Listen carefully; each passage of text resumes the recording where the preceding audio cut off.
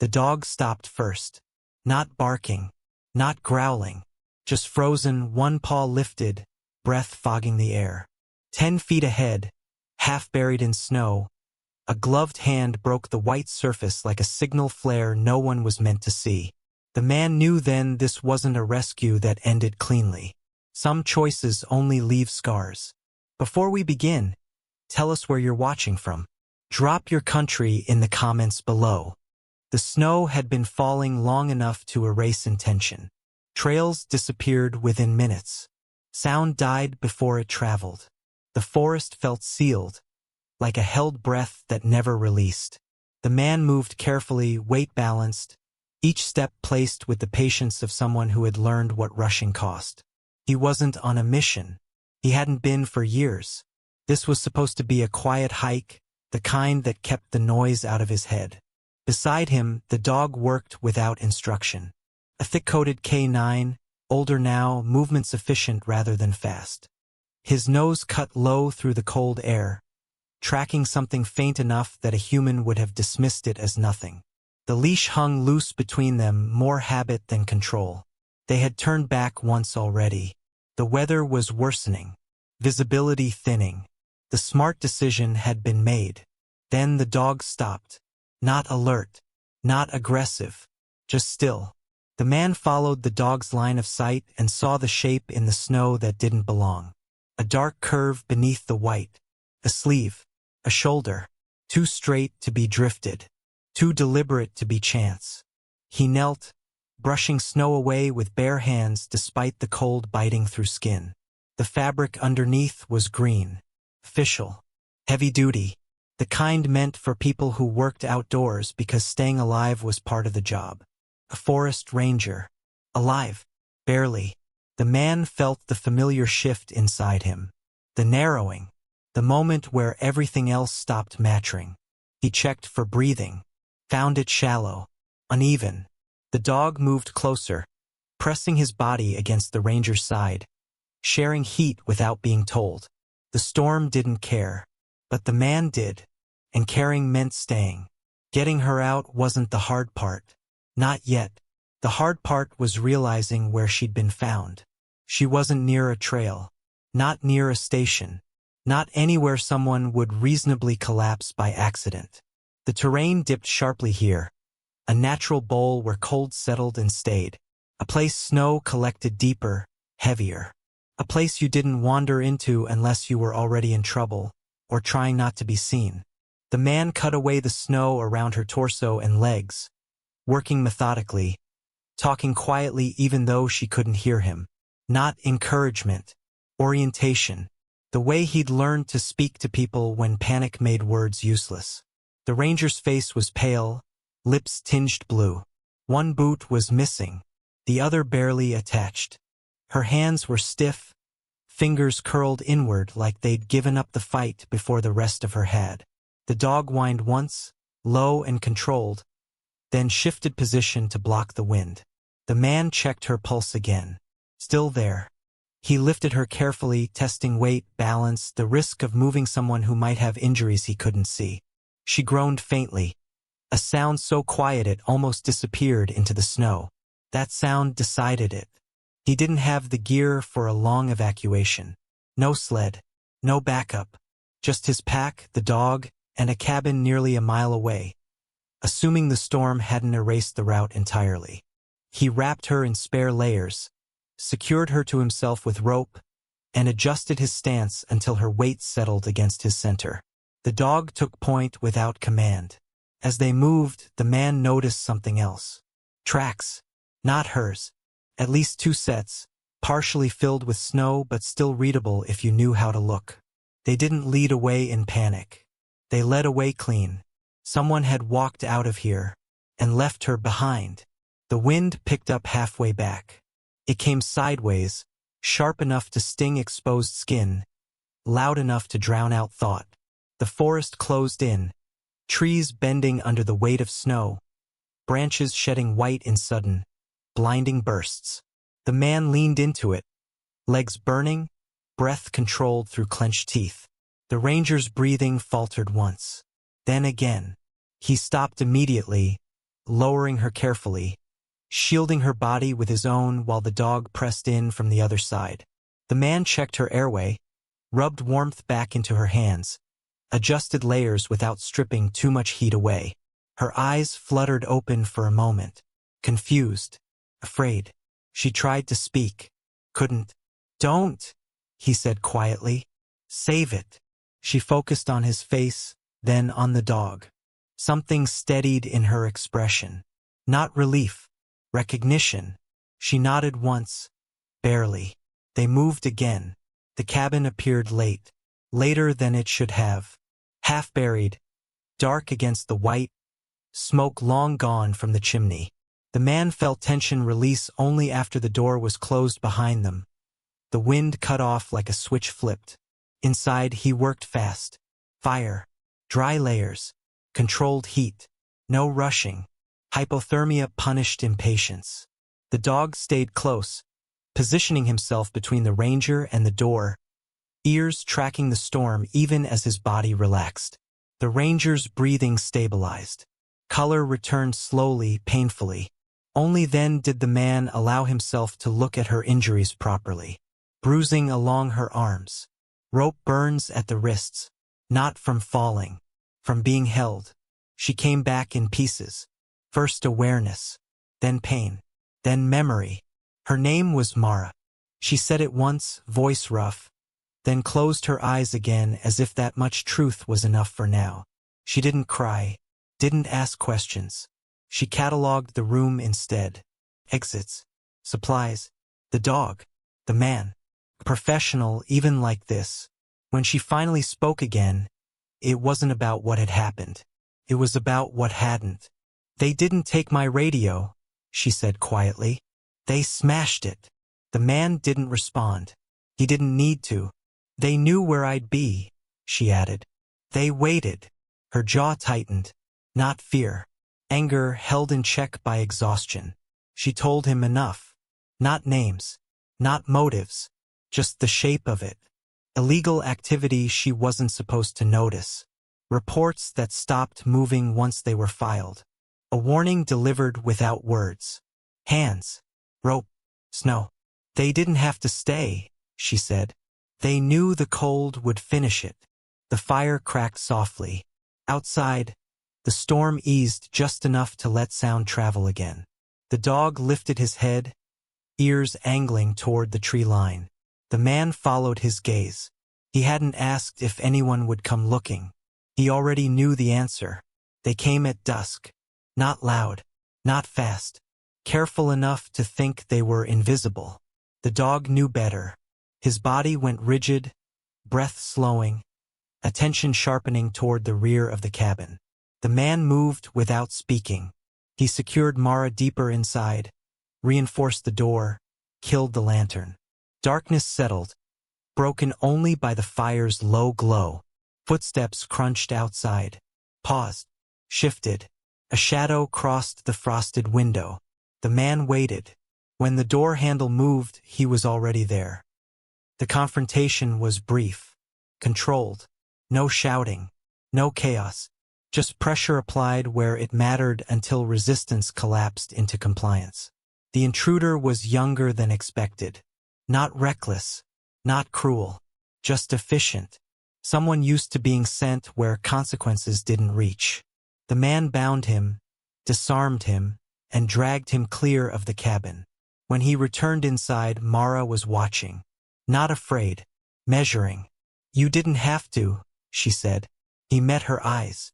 "Yes," he replied. "I did." The dog settled back into place, body warm, presence steady. Outside, the forest swallowed the remaining tracks. But the truth hadn't frozen this time. Night settled unevenly after the struggle, the kind that pressed close rather than spreading out. The storm had thinned, but the cold deepened, sinking into the ground and staying there. The man secured the perimeter again, slower this time, listening more than looking. The forest had a way of remembering disturbances. It held them quietly. Inside, Mara sat upright now, wrapped in layers, hands cupped around a metal mug she hadn't touched. Her color was better. Her eyes were sharp again. Not rested, alert. The kind of alertness that didn't fade just because danger paused. "You know they won't stop," she said, not as a warning but a fact. He nodded. He was already inventorying time. Weather windows. Distance. What help could realistically arrive before silence became permanent again. The man questioned the intruder outside with restraint. No threats. No anger. Just patience. The answers came slowly, then faster once the man realized resistance only prolonged things. He didn't know names. Only routes. Drop points. Instructions delivered through intermediaries who never stayed long enough to be remembered. Enough. When the man returned, Mara didn't ask what he'd learned.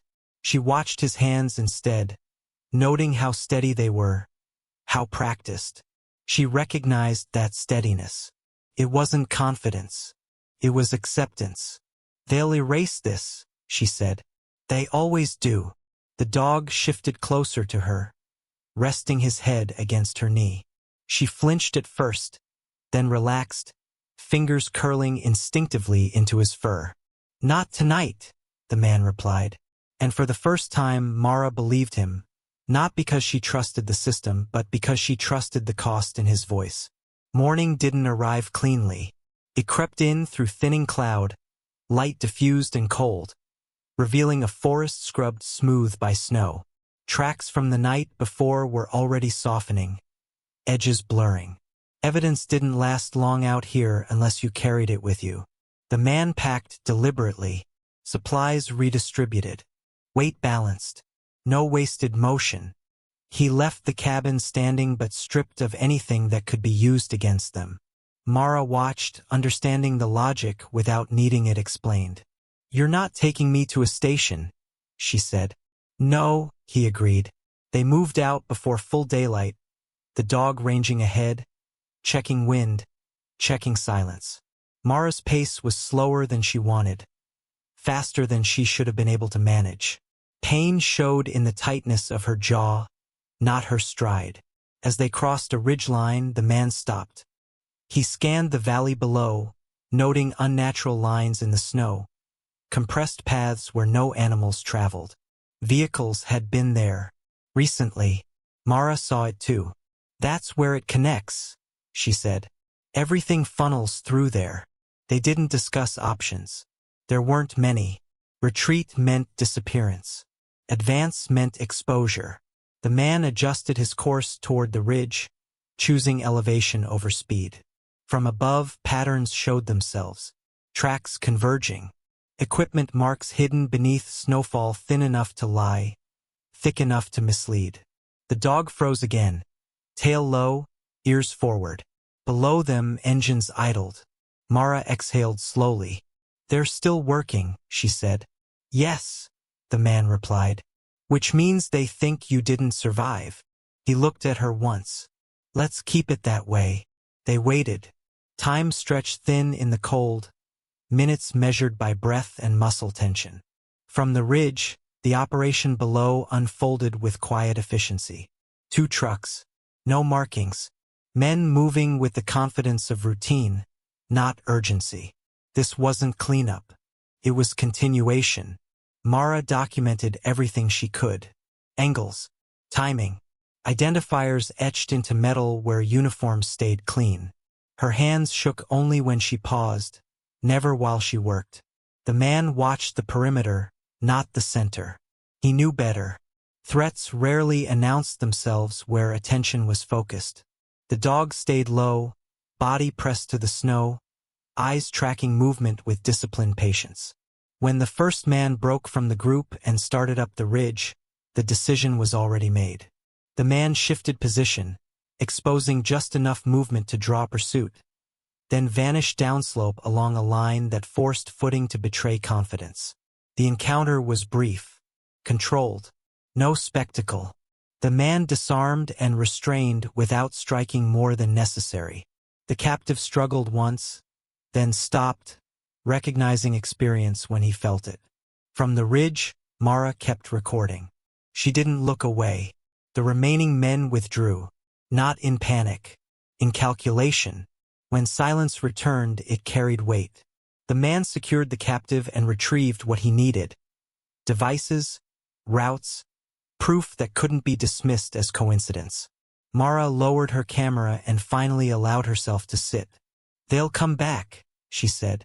"Yes," he replied, "but not blind."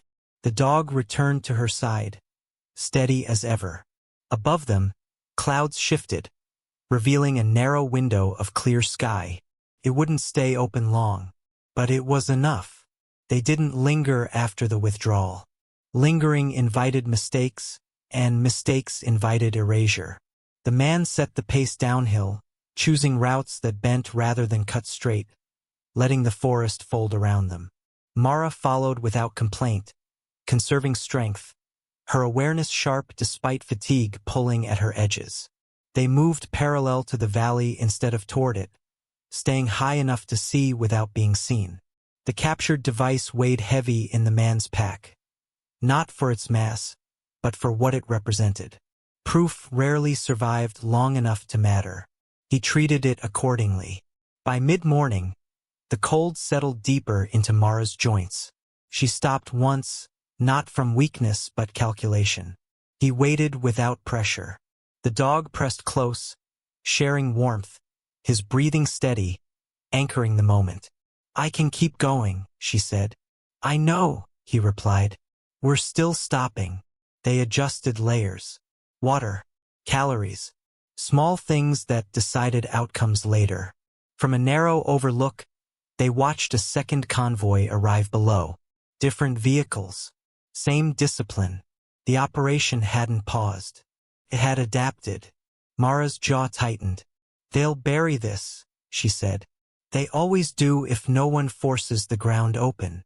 The man studied the terrain, the weather, the time it would take for outside eyes to arrive if called now. Too slow, too exposed. "We don't force it," he said. "We place it where it can't be ignored." She looked at him then, really looked, saw the weight he carried, not as regret, but as resolve shaped by consequence. "And the cost?" she asked. He didn't answer immediately. The dog shifted, ears lifting toward distant sound. The cost was already moving. The sound came faint at first. Not engines, voices, muffled by distance and snow, but close enough to matter.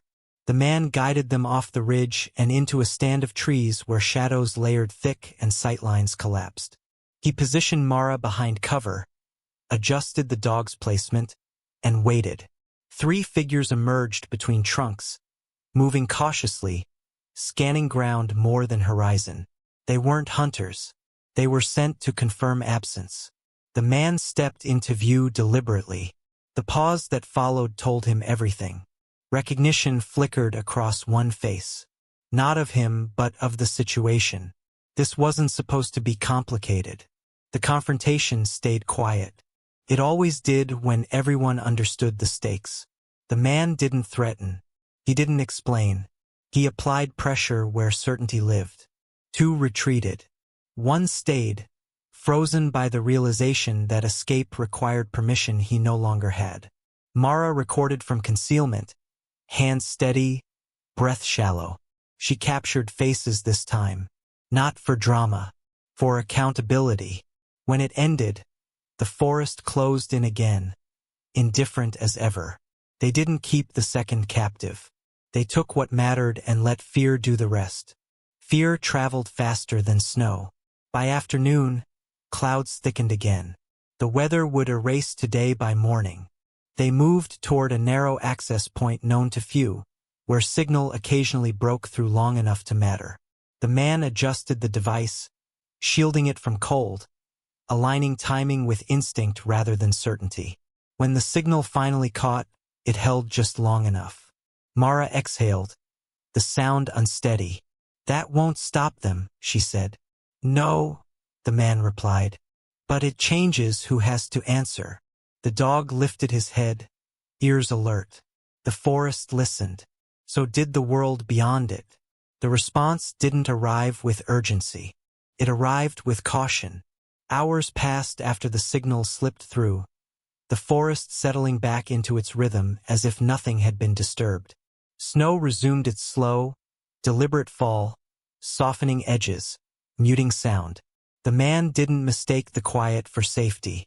He treated it as a pause granted, not a victory earned. They moved again before dusk, descending toward lower ground where the terrain narrowed and choices collapsed. Mara's strength wavered here, not dramatically, but honestly. Her steps shortened. Her breathing grew louder. The man adjusted without comment, shifting weight, slowing pace, choosing paths that spared joints and lungs.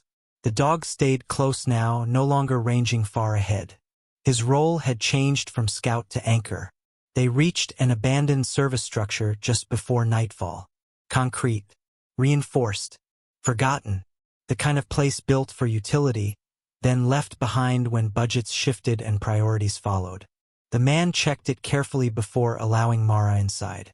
She sat against the wall, eyes closed, conserving energy. When she spoke, it was measured. "They'll try to discredit this first," she said. "Say I misread it. Say I panicked." He nodded. "They always do. And if that doesn't work, they'll look for silence." Mara opened her eyes then, meeting his gaze. "I won't disappear," she said. The man didn't reassure her. Reassurance was cheap. Instead, he handed her a small device from his pack. "Then you won't be alone," he replied. Outside, the dog stood watch, breath steady in the cold. The night pressed in, patient as ever. Sleep came in fragments.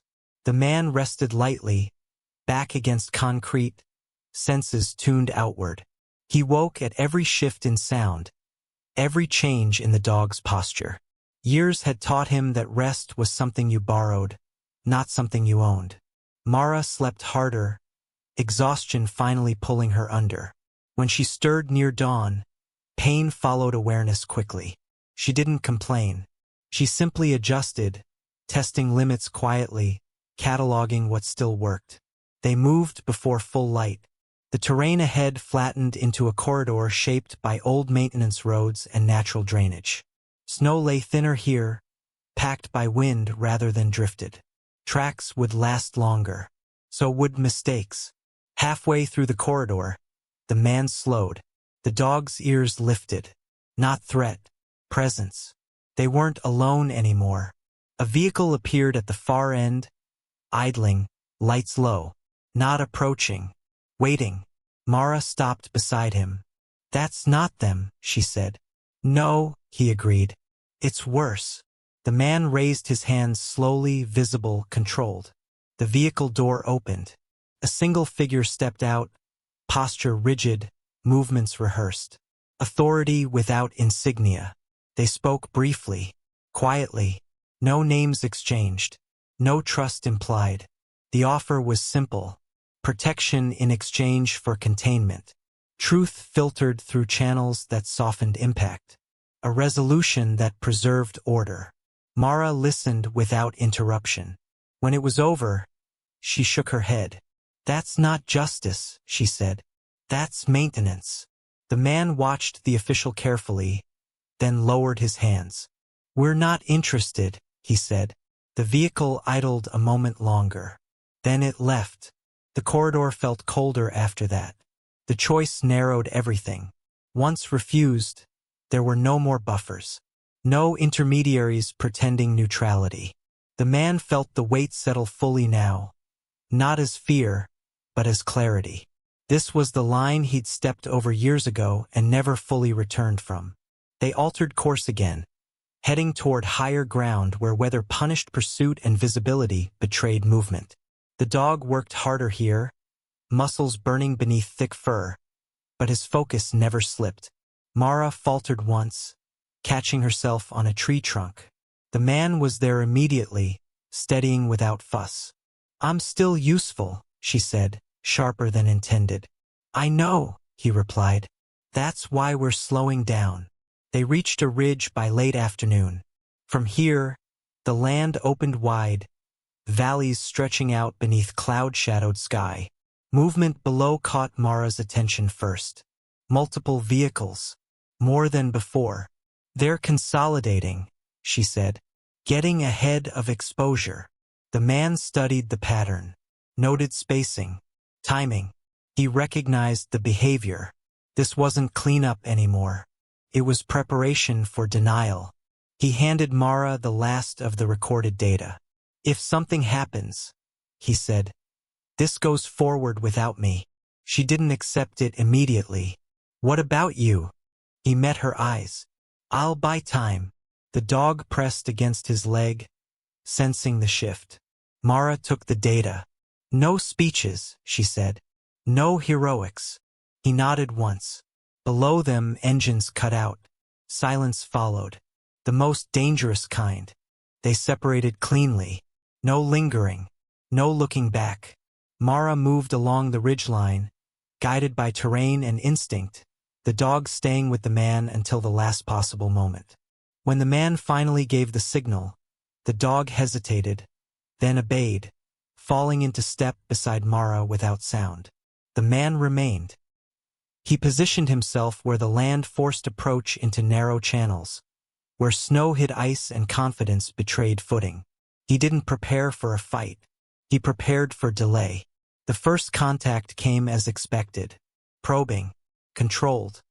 He revealed himself just enough to draw pursuit, then vanished downslope, using terrain to stretch time thin.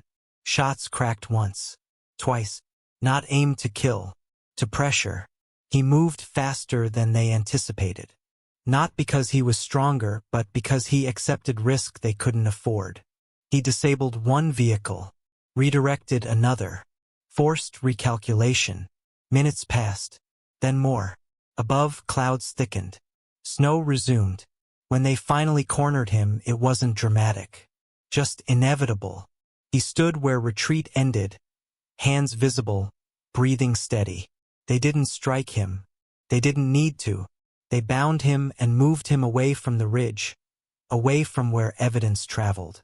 The forest closed behind them. Time had been bought, at a cost. Mara felt it before she knew it. The dog stopped suddenly, body rigid, ears angled back toward the ridge they'd left behind. He didn't growl, didn't pull. He simply refused to move. Mara turned, heart pounding, scanning the horizon for signs she couldn't see. Minutes passed. Then the signal pulsed again in her pocket. A final transmission. Short, deliberate, coordinates, timestamp, nothing else. Mara understood. She knelt, gripping the dog's fur, forehead pressed briefly against his neck. He leaned into her, steady, present. We keep going, she whispered. The weather worsened as night fell, snow thickening until the world narrowed to breath and movement. Mara pushed through pain that burned sharp and constant now, driven by something heavier than fear. By dawn, she reached the extraction point. Not dramatic, not cinematic, just a clearing where signal held long enough to matter. Help arrived cautiously, then fully. Questions followed. Then verification. Then silence where silence no longer worked. Days later, when the story surfaced, it did so without spectacle. No names highlighted, no faces framed, just evidence laid out where it couldn't be buried. The man's name never appeared. The dog waited by the door for 3 days before he stopped. When Mara finally left the region, she didn't look back. Some debts couldn't be repaid, only carried forward. The fallout unfolded slowly, the way truth often does when it survives long enough to matter. Reports surfaced first, stripped of drama, dense with corroboration. Coordinates matched vehicle logs. Timestamps aligned with satellite gaps no one had bothered to close before. Patterns emerged where coincidence had once been convenient. Mara watched it happen from a distance. A hospital room at first, then a borrowed office, then nowhere fixed at all. She gave statements when asked. She corrected errors without embellishment. She refused to speculate. The restraint frustrated some people, convinced others. They asked about the man. She described him the same way she described the terrain. Precisely, without mythology. A former Navy SEAL, A handler who trusted his dog. Someone who understood cost and paid it without asking to be seen. That was all. The dog stayed with her through the early days. Slept near the door. Ate when reminded. Listened for sounds that never came. He followed routines even when they no longer served a purpose, posture steady, eyes alert. Mara noticed the change in him before anyone else did. The way his attention lingered on empty space. The way he positioned himself instinctively between her and exits. Guarding. Waiting. The investigation widened. Quiet removals followed. Transfers. Resignations framed as personal decisions. The operation that had once moved freely through protected land stalled, then collapsed under its own weight. Justice didn't announce itself. It simply made continuation impossible. At night, Mara replayed the last transmission. Not the coordinates. The pause before they arrived. The silence that followed. Some truth stayed heavy. The dog stopped waiting on the fourth morning. Not suddenly. Gradually. He rose, stretched, and chose a place near the window instead of the door. He still listened. Still tracked sound. But something had shifted from expectation to acceptance. Mara felt it in her chest when she noticed. The absence of motion where motion had lived. She took him outside that afternoon. Snow had thinned, revealing ground scarred by winter but not broken by it. The forest stood open again, indifferent to human accounting. They walked without direction. No destination, just movement. The dog ranged farther now, testing space, checking boundaries, returning often to ensure she followed. His loyalty hadn't changed, only its shape. Mara thought about the man then, not as he'd been at the end, but as he'd been when she first saw him. Kneeling in the snow, hands bare, focus absolute. Someone who didn't hesitate because hesitation would have been a choice too. She understood something she hadn't before. He hadn't stayed because he wanted to be a hero. He'd stayed because leaving would have cost him more. That distinction mattered. They reached a small rise overlooking the valley where everything had converged. Vehicles no longer moved there. Tracks had softened into nothing. The land reclaimed its own narrative. Mara sat. The dog lay beside her, head resting on his paws, eyes half closed but aware. "You did your job," she said quietly. The dog didn't react. He didn't need permission. He needed continuity. She rose, brushed snow from her gloves, and turned back toward the trees. Some endings weren't meant to be marked. Spring came late and without apology. Snow receded unevenly, revealing damage and growth intertwined. Meltwater carved new lines through old ground. The forest adjusted. It always did. Mara returned once, months later. Not officially. Not announced. She walked the perimeter of the old cabin site where only fragments remained. Charred wood. Repaired beams. Signs of careful hands that had restored function before absence claimed the rest. She didn't stay long. The dog waited in the truck, calm now, posture relaxed but attentive. Age showed more clearly in warmer light. Gray at the muzzle. Movement measured. Still capable. Still present. They drove north after that. No reason given. No explanation needed. Mara took a position that kept her outside. Oversight. Verification. Work that didn't ask her to trust without evidence. She did it quietly, thoroughly, without attachment to recognition. Sometimes people asked why she didn't push for more. Public acknowledgement. Closure. She never answered directly. Closure was a luxury afforded to people who hadn't watched it fail. At night, when silence settled heavy, she replayed the last coordinates again. Not to mourn, to remember precision, timing, the weight of choosing when it mattered. The dog slept nearby, breathing even, dreams shallow but peaceful. They moved forward together, not untouched, but intact. Years later, the story surfaced again, not as a headline, as a footnote, a case study referenced in training materials about oversight failure and environmental accountability. No names attached. Mara recognized the language immediately. Clean, careful, stripped of emotion. It was how systems admitted fault without inviting reflection. She closed the document and shut down the screen. Outside, the dog, older now, movements slower but deliberate, stood watching snowfall gather on the railing. He turned when she approached, tail moving once in acknowledgement. They didn't speak of the past. They didn't need to. Mara had learned that some truths lived best unspoken, carried forward through behavior rather than memory. She did her work. She protected what could be protected. She intervened early when patterns repeated. The cost never fully disappeared, but it stopped compounding. One evening, as winter settled in again, she paused at the door before turning off the light. The dog looked back at her, eyes steady, waiting. She smiled faintly. "Time," she said. He rose and followed. Outside, snow fell clean and quiet, covering the ground without malice. The forest accepted it without resistance. Somewhere between loss and duty, something like balance had been restored. Not loudly, not completely, but enough. The forest doesn't remember names. It remembers pressure, movement, absence. Paths close when they're no longer needed. Scars soften. Snow falls where violence once stood and makes no distinction between guilt and sacrifice. Mara understood that now. She had learned it the hard way, guided by someone who chose consequence over comfort and asked for nothing in return. Someone who trusted a dog to tell the truth before words ever could. The dog rested at her feet as she stood at the edge of the trees, older, slower, still vigilant.